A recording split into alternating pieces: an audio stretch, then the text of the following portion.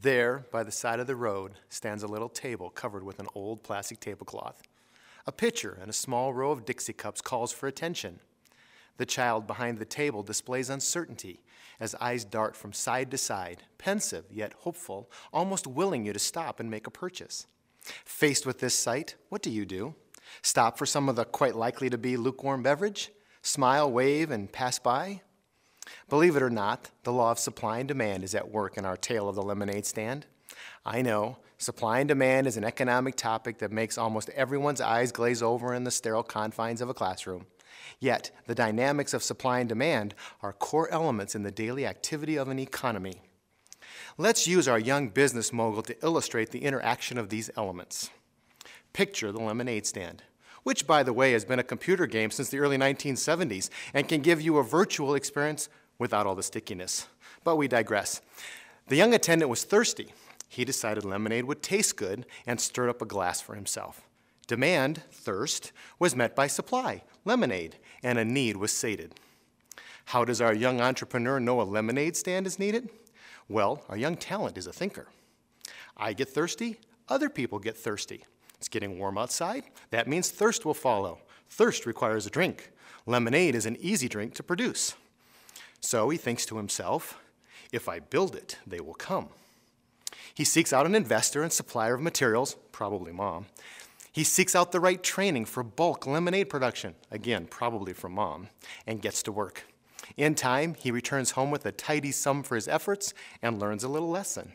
There is a demand for which I can supply a solution and get paid. Is our young mogul's effort prompted by altruism? Not likely. He may want to help a friend or two if they need a drink. But once he starts to think beyond that, he wants some compensation for helping other people slake their thirst. At first, he is willing to work long hours, sitting in the hot sun, meeting the beverage needs of those thirsty passers-by, as he thinks of ways to use his newfound wealth.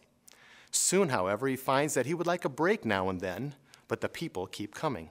So he decides to ask his sister for help. He offers to let her help him and shows her how to make and sell the lemonade. This is something new and exciting, so she jumps in to help. And how long will she just help her brother? Not long. She soon realizes that she wants some of that money for helping and expects her brother to pay her. After some negotiation, he agrees to pay her. Eventually, she starts to think, maybe I can start my own stand in another location and work there when I'm not working for my brother. Then I can make more money. Why belabor this analogy of our young lemonista? Well, there are some basic economic truths about the use of labor at work in this tale. Though a rather simple example, it illustrates broader economic considerations. Our economy is driven by the constant interchange of demands recognized and solutions offered, which in turn fuel supply and demand within our labor force. A vibrant economy will produce numerous ways to employ a workforce, and at times, an extraordinary demand for workers will arise. Consider the buildup in the number of information workers in the 1990s, driven in large part by the need to prepare for the Y2K event. Remember Y2K? Thereafter, the demand for those workers waned, and their numbers went into decline. Most of the time, supply and demand for labor do not get too far out of balance. Occasionally, though, an exceptional rise and fall in a demand wreaks havoc with the supply, creating disruptions to businesses and the workforce. A case in point is the housing market. Booming housing demand spurred a multi-year increase in the number of construction workers, far greater than the increase in information workers. But a significant curtailment of construction has led to a significant decline in the demand for those workers. Let's return to our young lemonade mogul. What lessons might we draw from this image? First, since thirst is a recurring need, the real question is, how do we encourage more lemonade production? There are two basic ways: encourage the building of lemonade stands, or give money to thirsty people and tell them to go look for one.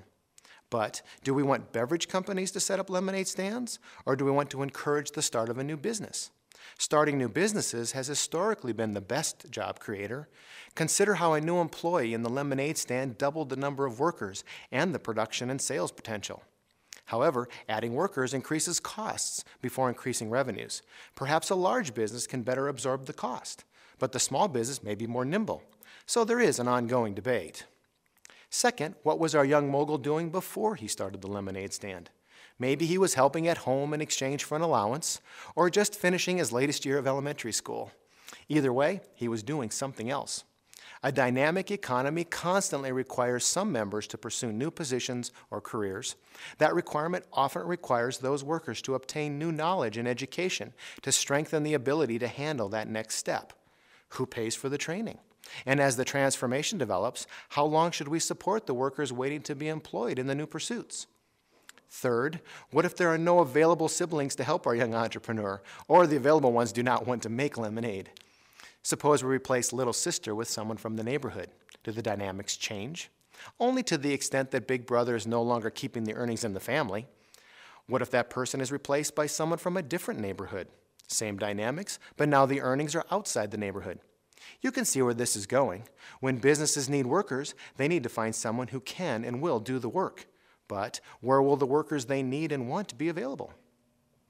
The last couple of decades have witnessed a marked increase in the use of technology amid global economic expansion. The combined forces produced a significant decline in our manufacturing base of workers. However, a change is in the wind. Companies, both domestic and foreign, are evaluating and moving operations into the United States to take advantage of the high-quality physical infrastructure of our country and the available capacity in our workforce. Low wages may have previously drawn operations overseas, but other considerations, such as quality control, have captured attention. After all, a good lemonade stand, at a minimum, requires a consistent supply of clean water. At the same time, our increasingly service-oriented economy has produced a significant increase in the number of education and health service workers, plus a large increase in the number of government workers at all levels, and in leisure and hospitality employees. Many of these knowledge-based positions require a higher level of education or training. An aging populace will require more such services, but there is active debate as to the growing cost of these categories. In particular, the recent recession has caused the growth of government employment to reverse somewhat, as state and local entities cut back to bring budgets into balance. Further, though it is widely acknowledged that the growth in healthcare spending is enormous, the emphasis on cost controls appears to be on process and products rather than on workers. After all, as we age, we need more help from other people. The analogy of the lemonade stand extends to small towns and big cities, emerging markets and developed economies, households and businesses, workers and employers, etc. After all, little sister is hard at work finding new groups of thirsty people. Wherever a demand can be found, a supplier is hard at work figuring out how to meet it. At times, one of these suppliers figures out a way to meet the demand in a new region or from a new region. Sometimes another thinker figures out how to show a group of people that there is a demand they didn't know they had. Think about the personal computer or the cell phone. Bet you didn't know how much you needed them just a few years ago. Plus, the demand to find and expand the knowledge workers possess and apply is ever present. Add all these things together, and you have a vibrant economy full of activity. Finally, though the opening of a lemonade stand may require a benevolent investor like Mom to get started, history also shows that other investors and companies will always find the money to pursue a good idea. While you may not see a lemonade stand on every corner, you may find that a similar idea encourages plenty of other developments. Think Starbucks. Oh, and the next time you come across one of those side-of-the-road lemonade stands, stop and buy some. Not only will you make that young entrepreneur's day, you may launch one of the next generation's great business thinkers. Thanks for listening in. Have a great day.